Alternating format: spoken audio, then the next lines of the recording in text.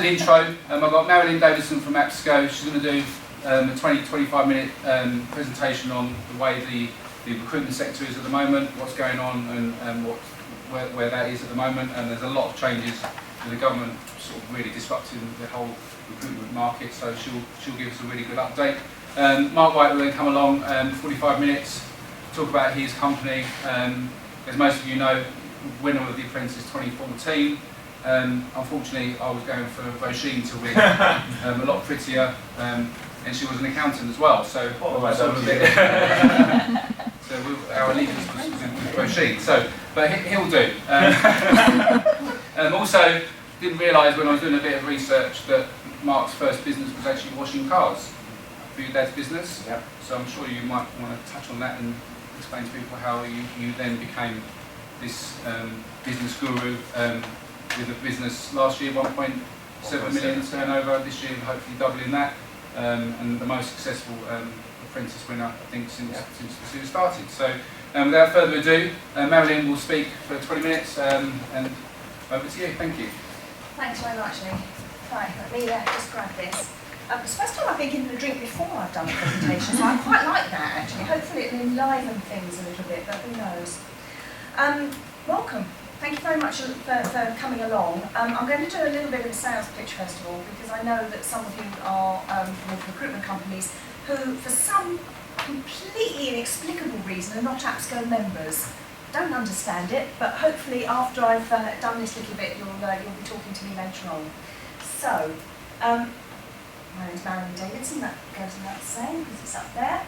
I'm going to just give you a brief introduction of APSCo and an overview of the market as it stands at the moment, both internationally and in the UK, and what we see as the key trends within recruitment at the moment.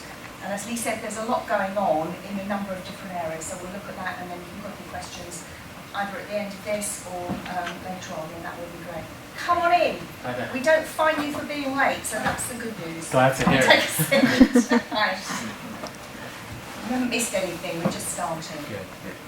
So, APSCo are the trade association providing support and services for recruitment companies placing professional level staff, either on a temporary or a permanent basis. And we feel that we are the distinctive voice of the recruitment industry. We have tremendous insight and contacts within the government and where we need to make an impact on behalf of our members. We provide expert services and events designed specifically by recruitment individuals. We think that's really important. All of the senior people within APSCo, with the exception of the 3 apprentices that we have come from a recruitment background. That means that we understand recruitment and we know what you're all about.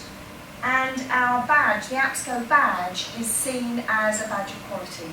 So our objective is to make sure that the clients that use recruitment services for professional level staff will choose an APSCo member. We started in 1999, so I must have it in your name. You don't matter. We started in 1999, basically to react to a threat that was coming from some new tax legislation called IR35. Heard of that? Yes, of course you have. 14 founder members who were within the IT recruitment market felt that this particular piece of legislation could be potentially very damaging for them. In particular, one element of it which allowed for the transfer of debt from a contractor who hadn't paid his tax to the recruitment consultancy that had placed him. And that's not fair, and they felt it wasn't fair, so 14 of them got together, put some money in the pot and started APSCo. APSCo, as we were then, the Association of Technology Staffing Companies. It became apparent fairly quickly that the kind of lobbying that we were doing in the technology sector wasn't exclusive to the IT sector. And we had engineering companies knocking on our door, so we brought them into the fold pretty early on. We then merged a little later with the Forum of Professional Recruiters, who mainly place banking, accountancy and finance staff into the city, and that broadened out our member base. We merged a little later with the Association of Social Worker Employment Businesses, broadening out yet again. But in the intervening period, we had the Agency Workers Directive. That took 10 years to come from Europe and be enshrined in British law, and we were fighting it all the way because it was designed to protect vulnerable workers. Our platform for lobbying was that our members, our members don't place vulnerable workers, they're placing highly paid, highly skilled individuals, therefore they shouldn't be caught by the Agency Workers Directive. We weren't completely successful in avoiding that, but we did obtain some opt-outs and so on, which have made it a lot easier for people in our sectors to manage. We launched a professional development division, and following where our members were going and their growth patterns, we started to look internationally, initially by having some trade delegations to different parts of the world, and then ultimately by establishing our APSCo Asia office, and then APSCo Germany, which was formed last year. So we are now a different structure. We have APSCo Global with APSCo UK, APSCo Germany and APSCo Asia underneath it. Later this year we will have APSCo Australia as well. We're merging with an organisation in Australia which will bring Australia and New Zealand into the fold as well. Each of those different regions are standalone, so the money that comes from members in the UK is spent on services for members, the money that comes from Germany is spent on their services, and so on and so forth. So there is no cross movement of money, so you're not paying for services that are available to people in other parts of the world. So if you're a member in the UK and you want to be part of APSCo Asia, you have to join in Asia as well. So we'll take your money there too. But that's what pays for the whole service. So we've grown, as you can see, quite considerably. We have over 700 members now, £1.7 million turnover last year, 18% growth year on year. We're growing. It's definitely being very successful. These are the sectors that we cover now. Pretty broad scope, and there is one notable exception. Anybody spotted it? It's actually healthcare. We don't cover the healthcare sector, and the reason for that is that there is some very specific legislation around healthcare that requires us to recruit specifically expertise to support those people. So until we are able to do that, we won't move into the healthcare sector. So we're looking at it, we're talking to people, but we're not going to do that until there is money available from people that want those services, i.e. the healthcare companies, to actually set that up much in the same way as APSCo was set up in the first instance. You'll have noticed, I didn't mention actually, but you'll notice that we changed our name when we started to broaden out. From being APSCo Technology Services, we became APSCo Professional Services, which was a cheap way of not having to change the logo very much really. But we're a not-for-profit, we're here providing services on behalf of our members, we're run by our members, for our members, so we don't like to waste money on things like that. So a broad range of services now, lots of different sectors. Please talk to me if you would like some more information about APSCo. I've got some flyers actually that I'll throw around a bit later on, and the website provides quite a lot of information too. So, we've got a number of core services. Our lobbying I've mentioned, that's really crucial. Our relationships with government are fantastic.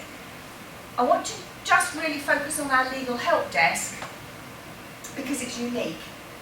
Other organisations provide legal help desks. They are manned by lawyers, and that's fantastic. The difference with ours is that it's manned by lawyers who have worked within the recruitment sectors. And that means that they know how to implement them. They don't just know the law, they know how to implement the law within a recruitment environment. And that makes a huge difference, it really does. We provide a vast array of different events, some 90 events a year, so that different people within different disciplines within your organisation, different forums and so on, can attend. We have a lot of market intelligence. I'll talk a little bit more about that as we go through the presentation.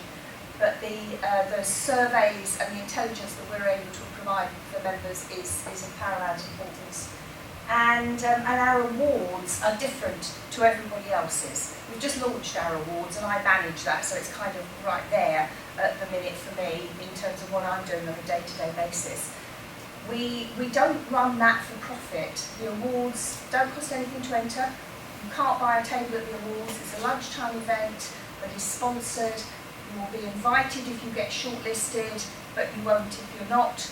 And you have to, if you are shortlisted, you attend a panel of judges to answer their questions. It's tough. If you win an APSCo award, you really bloody deserve it. There's no question of that. It's a really big ticket. And a number of other things, as you can see on there, that we provide for members. So, let's get on to the nitty-gritty. The global recruitment marketplace. It's big. It's very big. Approximately 260,000 recruitment companies worldwide, with 203,500 branches all around the world, 1.67 million internal staff, so they're recruitment consultants working within recruitment companies on a day-to-day basis. So 1.67 million people placing staff on a permanent or contract basis every single day. That's right across the board, so it's the short-term day paid workers through to high-level consultants. That covers the whole range. 60.9 million temporary workers. That's a lot of people working on a temporary basis. The interesting thing is that working on a temporary basis in the UK is a choice. The vast majority of people who work on a temporary or contract basis in the UK do so because that's what they want to do. Unfortunately, Europe don't quite get that. And a lot of European companies think that it's not very long ago that in Germany you weren't allowed to run an agency placing temporary workers. That's changed now, of course. But a lot of European countries in particular think that you only work on a temporary basis because you can't get a permanent job. In the UK, that simply isn't the case. It's a lifestyle choice, and people do that because it's what they want to do. It gives them flexibility. Usually they'll earn more than they would. Certainly in our sectors, they will be earning more than they would if they were taking a permanent job. The other side of that, of course, is that they don't get holiday pay, they don't get sick pay, and so on. So it is definitely a choice. Sales revenues, 415 billion euros. I can't comprehend what that means, and I've got no idea what that amount of money is. It's a lot, is all I can tell you. So, global recruitment, huge business. So let's look at the UK. Opinion is divided on how much the UK is worth. The Office of National Statistics thinks it's 48 billion. Recruitment International, who do a top 500 every year, think it's 37 billion. That's quite a difference actually, 37 to 48 billion. I don't really know why that differential is there. What Recruitment International do is look at the top 500 companies. They work on the basis that the revenue from those organisations is 60% of the market, so they round that up to look at what the whole market would be worth and come to 37 billion. The ONS probably looks at different sets of statistics and will be incorporating things that Recruitment International isn't. Nonetheless, the fact remains it's a lot of money that is there within recruitment in the UK. So we are adding 32 billion to the gross value added to the economy in the UK. 32 billion pounds from the recruitment industry every year. Really important. That is a lot of money. 217,000 people working in the sector last year. I thought this was really interesting. Over half are educated to higher educational degree level. I'm not sure that would have been the case if I'd done this a few years ago. So I think we're raising the bar a bit in terms of the education level of people working within the industry. 1,648,000 temporary or contract workers every day. That's a lot of people out there working. And over 7,000 recruitment firms based on the Recruitment International top 500 statistics. A few years ago there were 9,000, so that's dropped down. And I think what's happened is that there's been a lot of consolidation and people are focusing more on particular niches.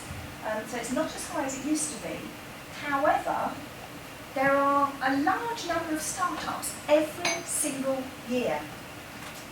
The stats that I've seen vary so wildly, I've not put them up there, but a lot of recruitment companies are started when individuals within a larger organisation reach a plateau in their career and feel that they could go and do it themselves. So most of the startups that we see come out of bigger organisations, set up on their own and do very nicely, thank you. There's a high failure rate in startups, as we know. Be aware of that, but those that make it do extremely well, and we're seeing some very high growth businesses in that sector. One of the companies that I was talking to just yesterday is going to turn over £2 million this year in their first year of trading as a recruitment company, having started coming out of another recruitment company as an APSCo member. So we get a lot of our members from organisations, from individuals who have come from a recruitment company, got used to APSCo, back up, and then they set up on their own. So the UK recruitment industry is heavily dominated by SMEs, despite the fact that we've got the biggest recruitment companies in the world. ADECO, Manpower, Randstad are huge global organisations, but they make up probably, those big companies make up probably less than 20% of UK PLC in terms of the recruitment sector. So let's have a look at the specialisations of those organisations that are working in recruitment in the UK. 28% in IT and telecoms. It's pretty widely spread. No one market sector dominated, and most organisations don't have one specialism. They're probably really multi-specialist within organisations. 28% in telecoms, technical, healthcare, big chunk. Industrial, also a big chunk, and engineering. Oh God, what's happening to oil and gas? This is a bit of a disaster. 16% last year. I don't know where that's going to be next year. We know quite a significant number of our members have pulled out of the oil and gas marketplace. Maybe temporarily, maybe they'll go back to it later, but it's really suffering at the moment, so that's not good news. Construction, doing very nicely. Built environment. Lots of building projects, there's lots of stuff going on there, so that's looking pretty good. Hospitality, accountancy and legal, they're pretty steady, really. But where are creative and digital? I'm really surprised they're not in that list. A lot of our members are working in creative and digital arenas, and I would have expected to see them in there, but I'm sure they'll be there next year because that's definitely a growth area. Sorry, excuse me. All those percentages, yes. Percentage of what? Because normally it's a percentage of 100, and that's... Yeah, that's more than 100, yes. Percentage of the organisations that are working in those. So this is from Recruitment International's top 500. Of those top 500, 28% of them are working in those. It won't add up to 100 because most of them are multidisciplinary. So, what are the key trends that we're seeing? Globalisation, we've mentioned that. A lot of recruitment companies have, during the last recession, looked at where their business was going to come from and decided that it was going to be overseas. So we're seeing a continuation of that. Technology is playing a huge part in terms of trends, and that's in a number of different areas. We're finding that technology to help our members run their businesses is improving. There are lots of things that organisations can use to improve their analysis of where their business comes from, how they track people through the recruitment process and what their clients are doing. But as well as that, technology is having an impact on the kind of jobs that people are recruiting for. A lot of the lower level jobs aren't necessary anymore because technology can do the simple tasks for us now. There's a lot of movement in robotics, for instance, and in software that is able to read CVs and match with jobs and learn from those matching processes. So there's a lot of change around the way that recruiters work and technology to support that, as well as changes in the actual jobs that recruiters are recruiting for. The large number of the jobs that you'll be recruiting for now probably didn't exist 5 years ago, and that trend seems set to continue. Demographic change we all know about. We're getting an older workforce. People are going to have to work longer because of their pensions. Sorry, I thought my time was up. And of course the millennials want to work in a completely different way. They want more flexible working, they want a nicer environment to work in. So there is a difference in the way that the people that we're recruiting want to work and what they're looking for in the companies that they're going to want to work for. Talent shortages, yeah, that's a perennial problem. There might be loads of people available, but they're all in the right place or with the right skills. So I did read somewhere recently that there's no such thing as a talent shortage, it's just everybody in the wrong place, which yes, doesn't help us greatly really, does it? But we all know about that. And legislation we've mentioned. IR35 has come back to bite us again. We're currently going through a consultation on IR35, which again is trying to push responsibility for reporting on tax and national insurance through to the agencies. At the moment, the consultation is restricted to the public sector. If they implement it there, how long is it going to be before it moves out into the private sector? This could be phenomenally damaging to recruitment companies, so we're fighting that very hard. Growing customer sophistication is interesting. We all know about internal recruiters. They can recruit using LinkedIn just as well as we can. So what are we for? What can we do? We need to be able to find different ways to add value to our members, to our client base. One of the issues that we see is different drivers for organisations, and the big corporates are much more concerned about things like corporate social responsibility and about diversity and inclusion.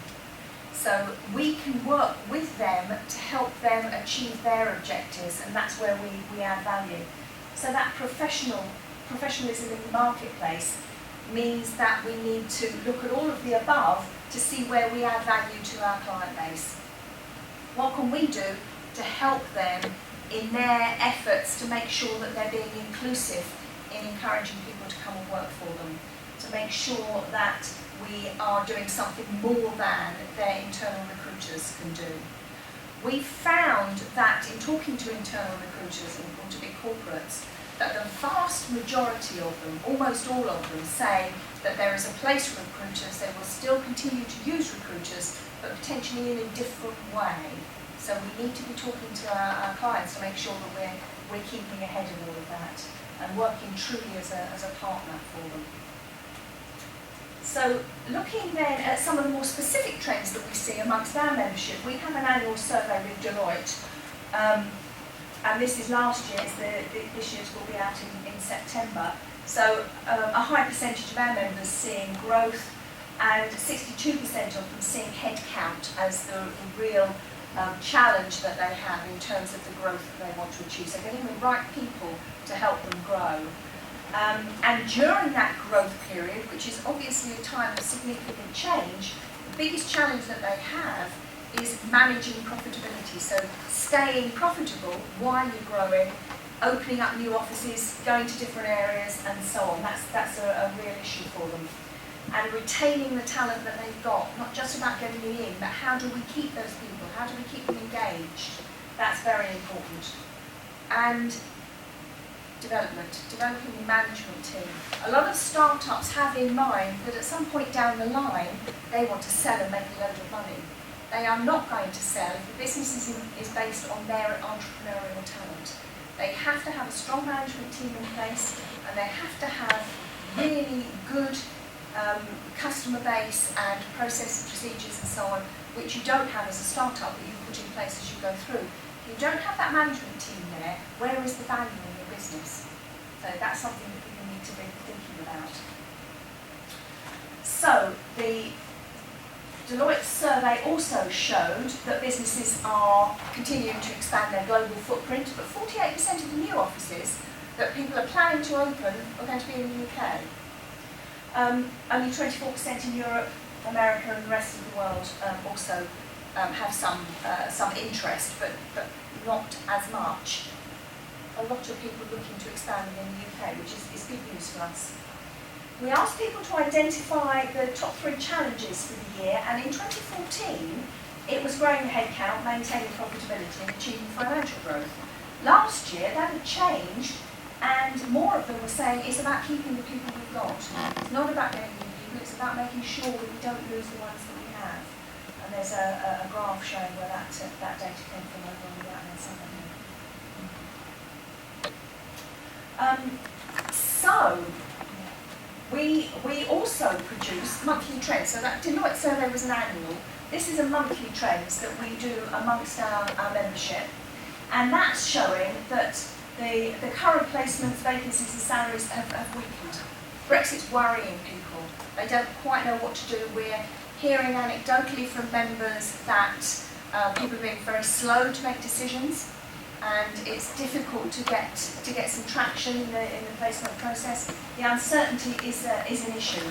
However, permanent placements are up, permanent vacancies are up, temporary and contract vacancies are up. Interestingly, we're not placing as many people against those permanent vacancies, so that's gone down a bit year on year. Temporaries are up as well, but salaries have increased. Bear in mind, this data comes from our members who are placing professional level staff. So this is not the minimum wage effect. This is salaries going up at professional levels. So I think that's good news for everybody, really. Unless you're an employer. Well, if you're paying the salaries. No, okay, fair enough. Okay, so strong performance, as we can see, in the recruitment market. The global footprint's still growing. Lots of sophistication out there. We've got to keep ahead of the game with that. If we don't, we're not adding value. We're not doing what our customers want us to do. So we've really got to be looking at all of those things to keep ahead of it.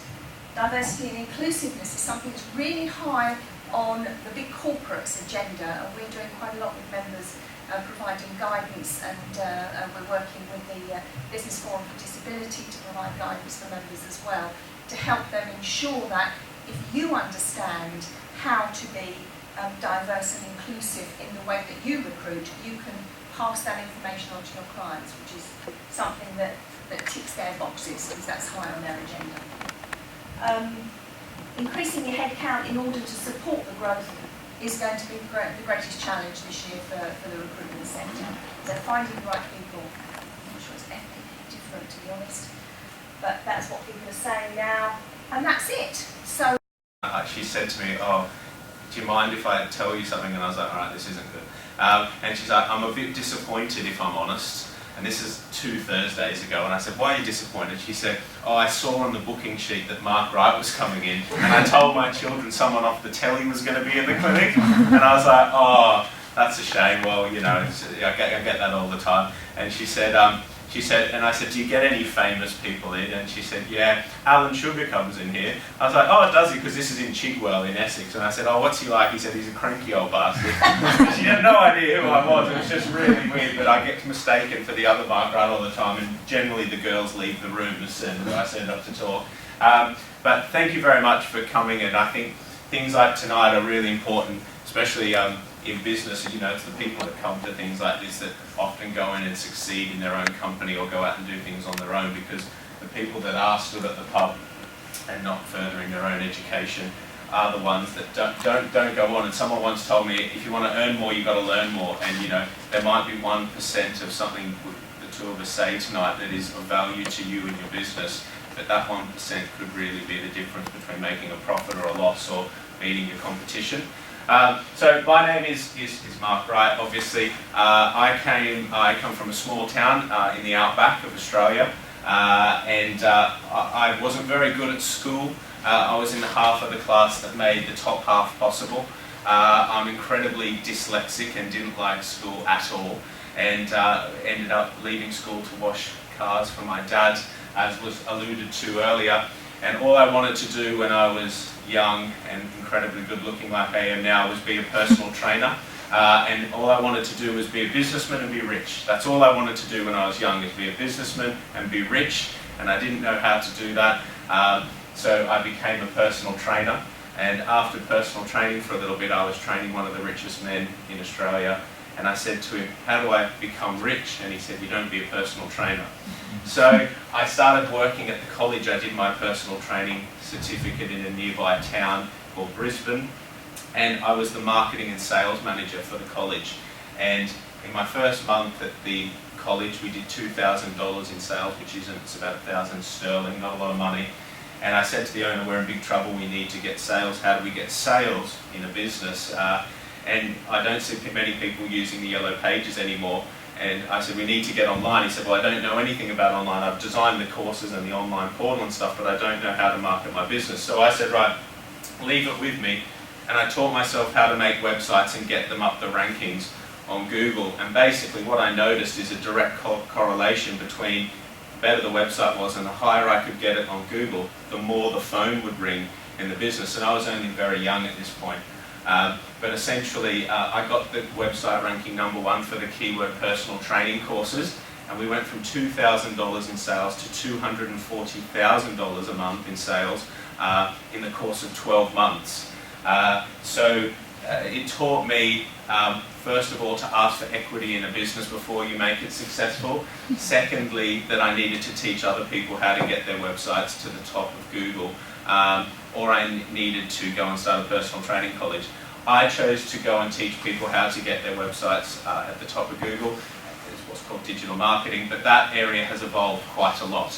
And it's not, even this event's talk about, getting to the top of Google.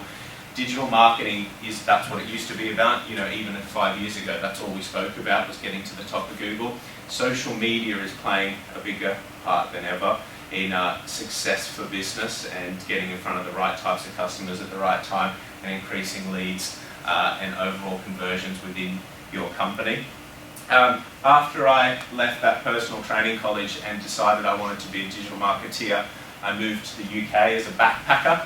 After 2 years on the road, I docked in the UK here in London and I worked at a pay-per-click company. I worked there for 2 years, becoming the top salesman for that company, selling more Google AdWords than anyone in 18 months. I was very discrepant with the way that company ran itself, the way they treat their customers and their staff. So I designed a business plan for a digital marketing company. I took it to 4 banks. They wouldn't even open an account for me, let alone give me a loan of £25,000. And one of my best friends said to me he was going to try out for the Apprentice, and I had a business plan, wanted to start a company, and he was going to try out. So I went on the tryouts for the Apprentice with my friend Blake, and lo and behold, I got on. And the business plan that the banks didn't like, Alan Sugar liked a lot. And on the 10th anniversary season of the Apprentice, I was one of 20 candidates in 2014. I was the first in the boardroom on day 1 and the last out 14 weeks later as the 10th year champion. And I went to see Alan Sugar for the first time out of the boardroom situation. And he told me, Mark, I've spent a lot of money, I've written a lot of books on marketing, checkbooks, and I don't believe that digital marketing works. So his first challenge for me was to take one of his websites that was getting no sales from online. Because obviously in the boardroom of The Apprentice, I was talking about the personal training college story, blah, blah, blah, blah. And I said to him, he said, here's one of my companies, it's a skincare company, we're getting 0 sales from online, literally 0. And you've got 4 months to get that some sales, and you're not allowed, you've got to do it yourself to prove to me, he said, the proof of the pudding is in the eating, which I tell my staff all the time, and the director of a business must know how to do his business, that's the key. So I spent 4 months working on his website, and I took it from 0 sales to 4,000 sterling a week in sales, and this year we've got that website to do $500,000 in sales just from SEO, not using we're not paid for anything, it's just organic SEO, link building, writing blogs, working on the website. And it's a company called Tropic Skincare, and we've taken them from 0 to $500,000 in 2 years, and I became obviously the winner of the show. So Alan Sugar invested £250,000 into my business on the 5th of January last year. This is my 3rd digital marketing agency I've run. By far the most successful. Climb Online is the fastest growing digital marketing agency in the country, ranked out of 700. We're the #1 ranked agency at the moment as it stands on Google's ratings. We did 1.7 million last year, set for 4.8 this year, and we are responsible for such companies marketing like Groupon in 27 countries, Emirates in this country, South Africa and Dubai, Dickies streetwear and workwear. So we've had an incredible journey, and I've learnt a lot about how to get companies from nowhere to somewhere with very little expenditure, which is the key, especially in the recruitment industry or the accounting sector or the digital marketing sector, where we work in service-based industries. And when you're coming up against the likes of CV Library and Reed and all of these guys, these with incredibly big budgets to spend on outdoor and online advertising, you need to find ways to be creative and find the right customers without spending much money, and that's, I think, where our talents lie. So I'm going to give you and I'm not here to teach you to suck eggs. And when you do a talk like this, it's always very challenging because everyone's knowledge in the room is completely different. Some people will be hearing the things I'm saying for the first time. Some people are probably better at digital marketing than me here. And then you can come and work for me if that's you. But if I'm teaching you to suck eggs, please excuse me and feel free to ask any questions as you go along. So the first one I'm going to touch on is social media, which is what we call a climb online, a social climber. We've just started a branding agency called, what's our branding agency called? Climb Creative. The Climb Creative is our branding agency, and I always say you should brand your product. So we're called Climb Online. Our social media product is called the Social Climber. And someone very famous in business once told me, if all your competitors are doing this over here, you do that over here. So everyone in my industry calls SEO, SEO, social media, and PPC, PPC. We've got little names for ours, and it's one of the things that a lot of customers say in a recent survey, the reason they chose to go with us over a same price competitor. Just an interesting fact, I thought, about branding up. So I'm going to run you through what is social media and how to use it most effective, and please do ask questions. I know you're still thinking about the football today, but you can ask questions at any time. So the definition of social media: websites and computer programs that allow people to communicate and share information on the internet using a computer or mobile phone. That's a pretty odd definition for Facebook, really, but that's what it is, and it's playing a more important part of business than ever, and we're seeing social media be a competitor to the search engines and the way people purchase and the way that they're targeted by the demographic of the person that they are. The good thing about social media and why we're seeing more companies engage with it is because a lot of the time it can be free.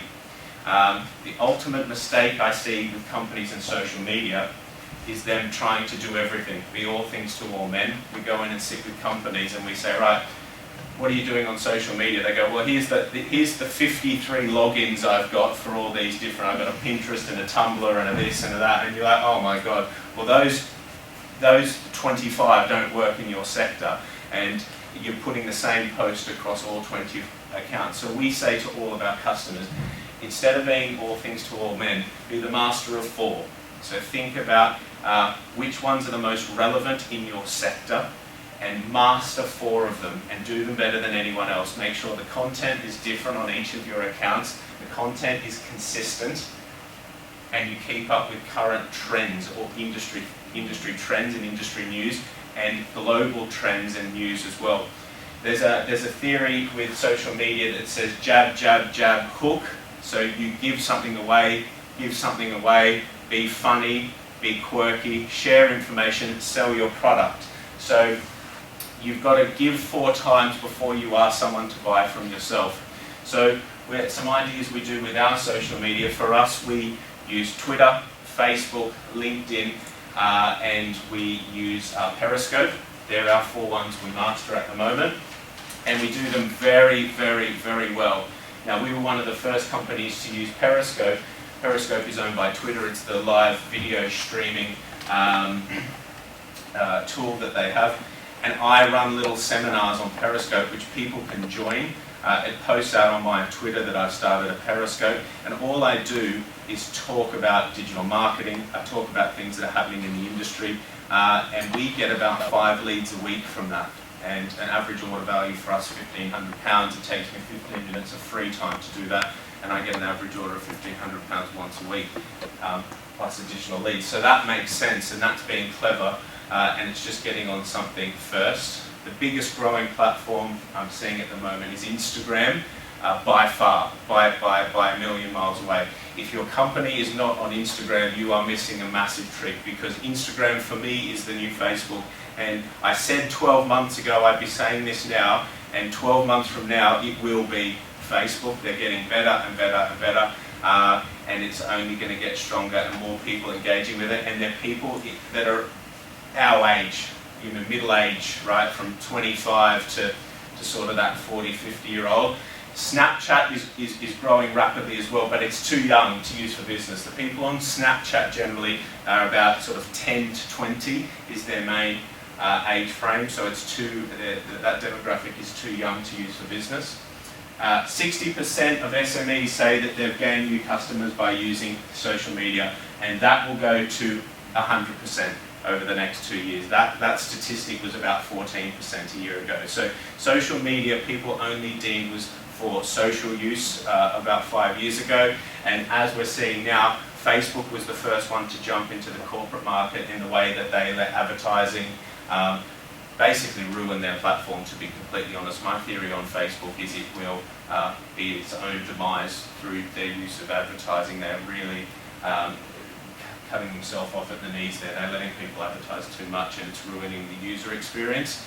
But it is cost effective, and the advertising is working for businesses very, very well at the moment. Social media has helped target and expand audiences more effectively. Social content is easier and faster and receive instant customer feedback. It increases brand awareness and generates leads for little to no budget. And I think we are generating more leads than ever from social media for my company here. And it's through being creative and fun, giving prizes away, and you can reach literally anyone you want. One of the best things I'm seeing on social media at the moment is a thing called lookalike audiences. Has anyone heard of these before? If you've got a database in your company, which everyone does, from their Outlook, from the customers that have signed up, inquiries that have come in, you can get all of their emails, go to Facebook or any of the social media platforms, and you can say, here's my database. These are all the people that have ever inquired to my business or signed up to my business before. You can upload their data into Facebook, and it goes and finds their Facebook profiles, correlates their demographic, the demographic of the person that signed up with you before, and says, here's the exact demographic mean of all the people that have ever signed up to your company before, and here's a database of people that have the same demographic that have never used your services before. And you can go and target the people that have the same demographic as your customers that have never seen you before, and it's so cheap to do, and the targeting is so specific because you know these people are interested in your sector, they've signed up to similar type companies, or you are interested in using that service at that time. So for example, if you're, a lot of people are in recruitment here at the moment, yeah? We do some stuff for recruitment companies, and we target people on Facebook. If they have their employment as employed, they change it to unemployed. We target those people hard, right? They'll see us everywhere, or the companies we want them to see. And not many people know how to do this or don't think about how to do it, but it's so simple. Someone that changes their job from employed to unemployed is probably looking for a job, right? And they're the people that we target on LinkedIn and Facebook pretty quickly. And it's very cheap to do. The average CPC is about 17 pence. If we're to do that on Google AdWords, it's going to be about £17 probably to get that person. So there's ways around the cost of digital marketing and creative ways to target the right people. Key things to use social media for is increase the number of visits to your website. Ultimately, with any source of digital marketing, the end goal is to increase the number of people that come to your website. And that should be what you're thinking about, is not doing a tweet to get a sale. Do a tweet to bring someone to your website, and your website should be doing a job. On Google Analytics, you should have goals set up to know how many people should I bring to my website to ultimately convert into a lead, and how many leads do I need to get a sale within my company. And you should know those rates within your own business. But people often think if they send a tweet, they should get a sale. The tweet should get some visits to your website. Keep your customers up to date with discounts, events and opportunities, and increase word of mouth about new business ventures. It's loaded. Oh, I'm pointing it at the wrong thing. There we go, I'm pointing at the wrong thing. When starting a social media strategy for yourself as a person, as a brand, or your business, or to target new customers, outline your goals for the best channels to use. Like I said, don't try and master all social media, master 4, and you need to outline which 4, and create a mission statement for each platform. For example, Twitter will be utilised for product promotion, brand awareness, and community engagement. You should set that out in your business plan or with your marketing manager and really stick to your initial plan and decide what kind of content you want to share and plan out when it's going out. There's a lot of tools like TweetDeck, Hootsuite. You should be using these because it is impossible to sit there with 5 screens open, doing a tweet, uploading a photo. I don't know how people keep up with all these platforms that there is. I can't keep up with my personal ones, let alone, I might only have 80,000 followers on Twitter, but it's hard enough just keeping up with that one platform on my personal level, let alone my 4 business accounts, my 4 personal accounts, and my WhatsApp's going off, I've got to get milk for the girlfriend and all that sort of stuff. So if you get Hootsuite, which is a free tool, you can schedule when posts go out, you can upload content, and basically our customers always give us a pat on the back and say, God, you're so amazing. When Leicester won the league, you stayed up all night, you stayed up to watch the game, to tweet that thing across our 4 different platforms with the photos of the cup going up and Jamie Vardy and all this stuff. We didn't do any of that. We did all that work during the week. We uploaded 2 sets of rules. If Leicester lose, send out these. If Leicester win, send out these, and put them out at this time. All automated. Our customers think we're unbelievable, but there's some very sharp tools available that do this stuff for free. Hootsuite is probably the best one. Does anyone use that at the moment? Yeah, it's good.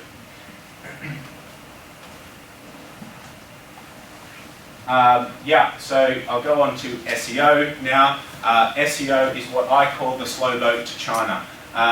People always say to me that they've tried, it's witchcraft and wizardry, it doesn't work. I've met with 4 different SEO companies, I've never gone up the search rankings, it's a pile of dog poo.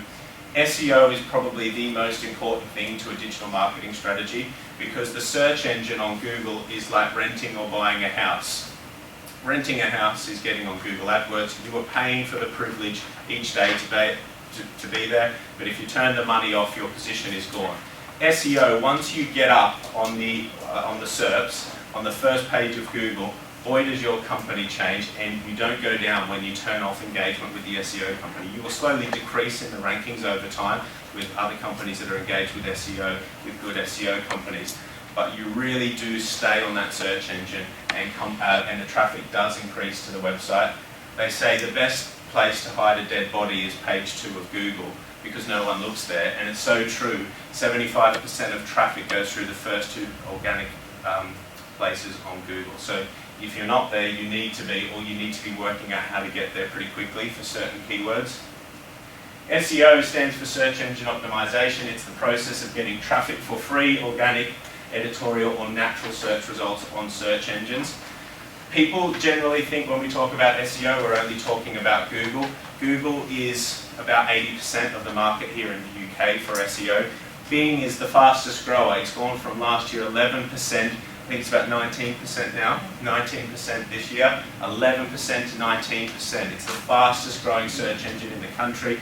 Microsoft is growing, and they bought LinkedIn this week for I think it was like £28 billion, and they're going to be using all of that to keep increasing Bing against Google. They own the search engine for Yahoo as well, which a lot of people don't know. So that it's a big search engine and it's growing. And in America, the UK follows America. In America, it's about 43% search Bing is now. So if you are not working on a strategy for Bing, you should start it now because you'll be ahead of your competitors by the time we are 43%. Whatever America has done over time, we have done. What the British do is they don't suffer fools. They want everyone else to try, see how they get on, and then once it works, they'll pick it up here. The Australians, where I come from, will try and fail at it, and then you guys will pick up what works. 14.6% SEO leads have a 14.6% 6.6% close rate, while outbound leads such as direct mail, outdoor advertising, and print have a 1.7%. So what that means is, one, people trust search engines. Two, they're incredibly accurate. And they're at the bottom of the buying funnel. When people want something, they look for it on Google or Bing, and if you're at that top, the quality of the leads you are getting is incredibly better than anywhere else that you can buy leads. You use salespeople to cold call, you mail, email campaigns. These are, out of all the areas of marketing we touch, and we do them all, we do email, print, we do PPC and social. The best quality of leads come from SEO, because people trust the organic listing and they're ready to buy as they look at that search engine. So how a business can use SEO. So if you want targeted people searching for plumbers, so when you build a SEO campaign, there's some tools out there to tell you which keywords you should be targeting, and this is the big thing. If you're a plumber in London, you don't really want to, you want to come up when it says plumbers, but you're on a hiding to nothing. You want to go after your local area first, your local borough, under services is the first place you touch. So for example, if I owned plumbers here in Liverpool Street, the first keyword I'd target would be, I don't know, boiler repair, Liverpool Street, because it's a long tail, it's more tailored to my business, and I've got more chance of ranking than coming up for plumber in this country, because it's quite competitive. The best tools out there is the Google Keyword Planner. You need a Gmail login address, and if you just type into Google Keyword Planner and put the URL of your website in, it will show you which keywords you should be bidding on for your website, and it will show you how many people search those words each month on average. There's another tool called SEMrush. SEMrush, again, a free tool. You can put your competitors' domain names in there, and it will show you which words they're paying Google for on AdWords to come up for, and which ones they're working on from an SEO perspective to come up for organically. And this is really important, because you might have a business partner that you've fallen out with, and he's gone and started shop down the road, and he's doing really well. You want to find out which keywords he's targeting, how much he's paying for them, for how much he's bidding on the keywords for, which links they're going after from an SEO perspective. You can use that tool for free to find out information. And information is power, because if you can put your top 3 competitors into SEMrush and see they're all targeting a specific keyword, you want to go after that keyword, because if everyone's going after it, they're going after it for a reason. Just as powerfully, you'll be able to indicate keywords that are having search that no one's going after. So you of course want to go after the keywords that are working for other people, because they're working for a reason. But there'll also be a pool of keywords they're missing out of, and you can cross over a bit of a diagram of which ones are working and which ones aren't. But that's how to plan which keywords to go after. From an SEO perspective, how you rank for keywords is more simple than people actually think. They think SEO is witchcraft and wizardry, but it's not. You need to have the keywords that you want within your website. You need a page on your website which is essentially dedicated to that keyword, right? If you're going to do boiler repair in Shoreditch, you need a boiler repair Shoreditch page on the website. You need content within that page about boiler repairs in Shoreditch. And then you need links from authoritative sites pointing back to that page, which guess what they talk about? Boiler repair in Shoreditch. And you will rank on the search engine when someone types in boiler repair in Shoreditch. Now the reason why it's a long process is you might have a lot of products, you might service a lot of areas. And what people do, the biggest common mistake they make in SEO, is they'll just target boiler repair without the Shoreditch, and they'll go for a national phrase. And basically what happens is Google won't reward them or rank them, because there's no authority to that site for boiler repair. We always teach people to start locally and start small. For example, we would recommend starting, I live in Woodford, in Essex, for example, so we would target boiler repair in Woodford. We'd come up ranking #1 for boiler repair in Woodford, then we do the closest borough surrounding. Now what Google sees is this company is starting to build authority for boiler repair in the Essex area. So the next common keyword we target is boiler repair Essex. then we would build up to boiler repair London, and then boiler repair on its own. You need to start small, and that's why SEO is a long process. People start here going for boiler repair and wonder why SEO doesn't work, because they're going for quick wins, and ultimately it takes much longer, or it never happens, and that's why people believe it doesn't work.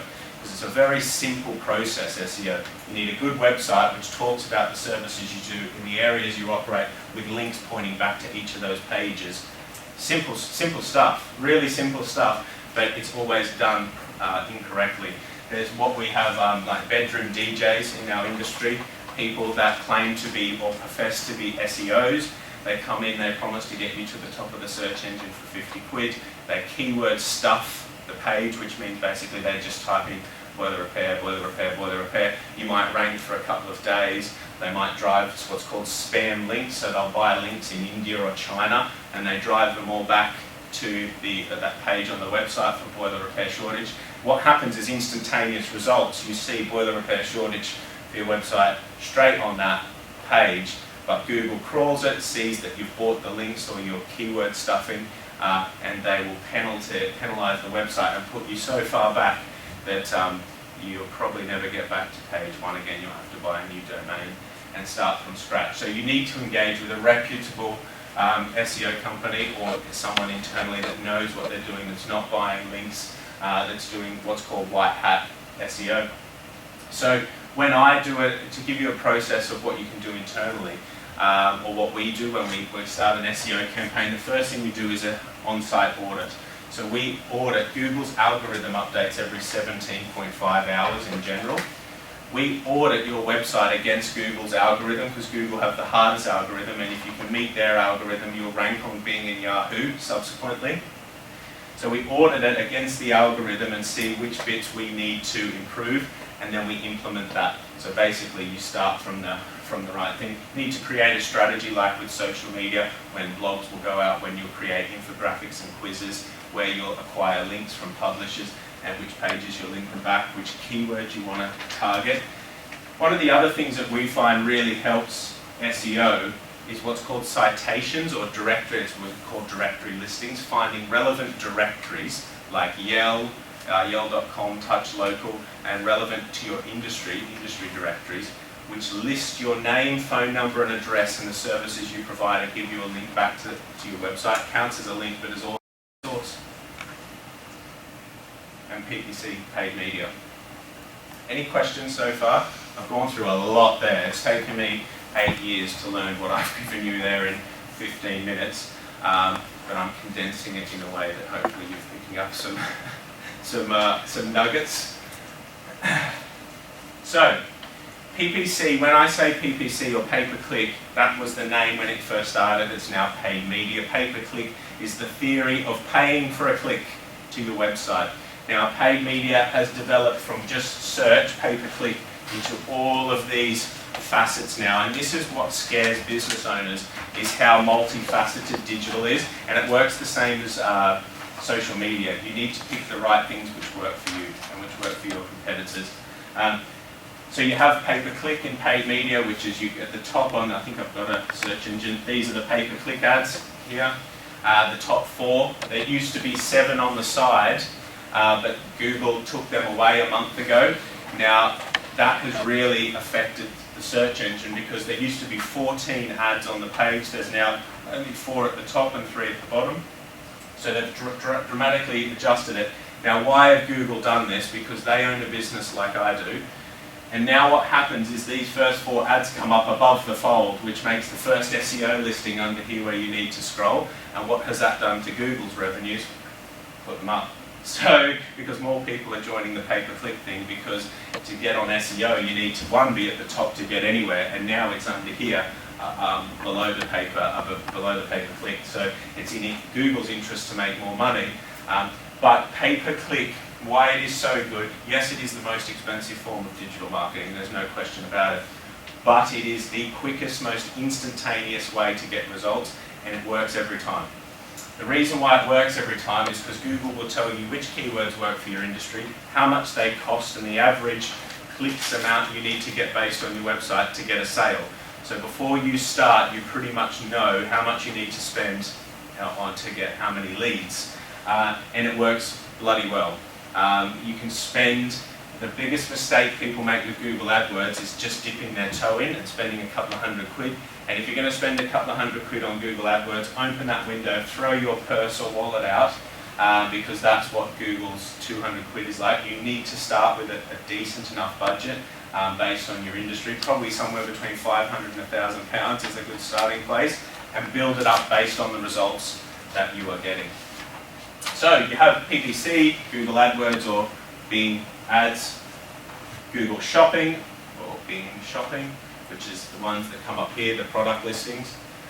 Remarketing. Now remarketing and display, I'll cover now, I think are the two most cost-effective ways to target people in your sector. The reason is, again, you can do custom audiences or lookalike audiences based on your data.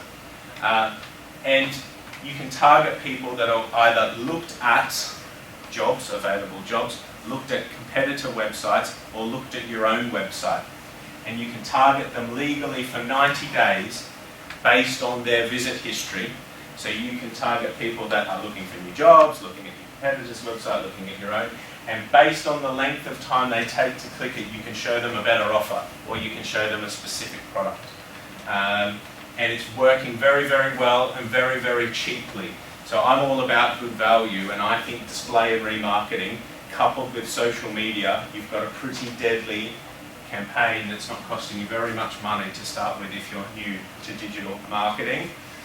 Video advertising is coming up. So Google have just changed their algorithm again, bless them, and they're bringing out what's called their biggest update, which is called Rank Brain, which ranks content more than it does links. When we first started SEO, now I'm putting my SEO hat back on for a minute, when we first started in SEO, the most important thing was links. The number of links back to the website would give the website more authority, and the higher up they would rank that.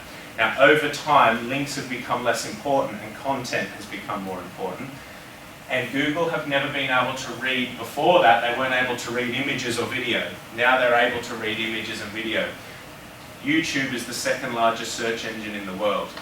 The more quality video content you have available, and the bigger social signal coming from that video, that footage that you have, or the display image, photographic image you have on your website, and other sources, including social media, the higher up you will rank organically, and the more engagement you'll get. YouTube we're finding incredibly productive for generating, I'm talking about the advertising on YouTube.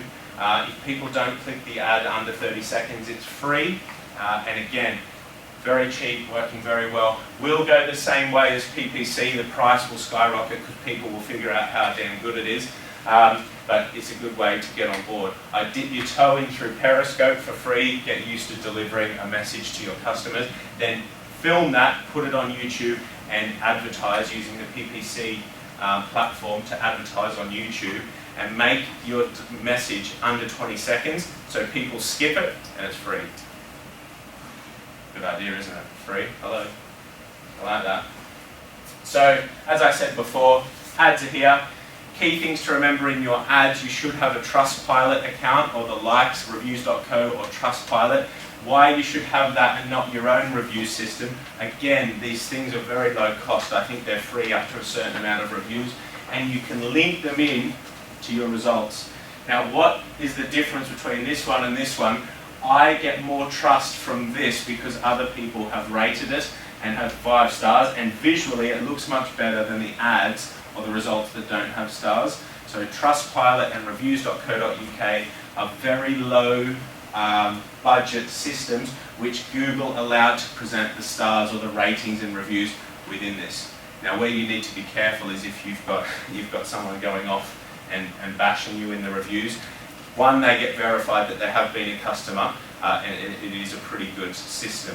I get a lot of people since I won the Apprentice that don't like, the look of my eyes, so they've decided to have a few bad reviews, and reviews.co.uk take them down if we say that person's not a customer, so it is pretty legitimate. These are the shopping. Now, if you have a product-based business, which I don't think any of us in this room do, that is the Google Shopping. Again, it's getting much better and better, and soon you'll be able to buy, I think you can just now do it, you can buy hotel rooms and stuff and everything through the shopping window, and it's getting very, very efficient. How am I going for time? Am I going all right? So, does anyone here run a AdWords campaign by chance? No? Okay. I won't go into this too much then, because no one will get it. But this is basically the normal structure of how to build a Google AdWords campaign. If I'm confusing you, which is my hope, come and use me and I'll build it for you at a very reasonable fee. But this is the general structure of the way we build a Google AdWords campaign. This is how we break up the keywords. So there's 3 types of keywords we have, which is broad match, exact match, and broad match modifier. And broad match modified is the way we break the keywords down. So I won't go into too much detail, but basically we can put in any variation we find using the tools I showed you for SEO. We define the top list of words used in your industry that people are searching, and we put in multiple variations of that word, including misspellings and different languages, to capture all of the people that are searching for that. Now, this is how we write the ads. You have to write the ads in a certain structure to encourage people to click them. It's called Pingu, which is the rules and regulations which Google write the ads in, called Pingu. So you always use 2 to 4 variations of ad per keyword. You judge the performance based on how many people click it. So for every 1,000 times we show the ad, we always, for one keyword, we show 2 different ads 1,000 times, and the one that's clicked the most, we start to serve that ad more. Basically at the start of each word, you use a capital letter, and you always have a call to action at the end. So it's very, very simple, but you have to write them within a certain structure. And people that start their own Google AdWords campaigns always get their ads wrong, and they don't serve. So they always say, oh, my campaign's not working, or Google AdWords doesn't work. It's because their ads were never shown, because they weren't written in the right format. And Google charges you not based on the words you pick. That's the big misconception. It is loosely based on the words that you pick, but more importantly, it's based on a number of factors which are called quality score. The relevance of keyword to your website, the relevancy of your ad, the historical performance of your website, and the ad coming up in the website. And that's basically how they judge it. So basically, Google prides themselves on giving the best service available to their users. So if someone searches for boiler repair in Shoreditch, and then I click through and it's a mattress company in Harlow, that's not a good user journey for me as a user, so I'm not going to trust the search engine.